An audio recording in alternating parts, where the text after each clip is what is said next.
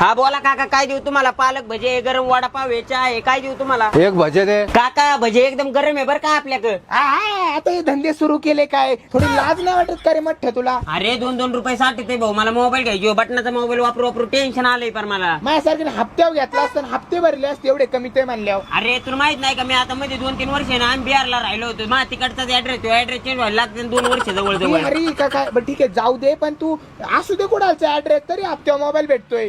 अरे नगर इंडलो कुठंच भेटा ना भाऊ, मला टेन्शन आलंय पार. तू नगर हिंडला पण एका ठिकाणी गेलाच नाही. चल आर्यंत मोबाईल. चल मग दुकान बंद करून आलो. नमस्कार शेठ. नमस्ते नमस्ते. गोपी फ्रॉम बिहार.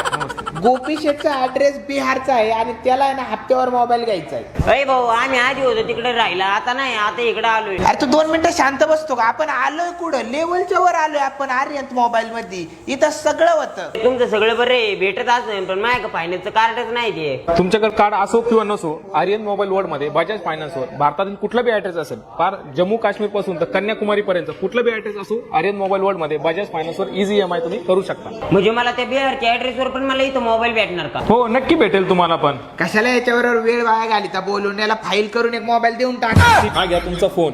आर्यंत मोबाईल आहे भाऊ, लेवलचा विषय इथं. तुझे जे मित्र असते ना UP बिहार इकडचे तिकडचे, त्यांना घेऊन दे.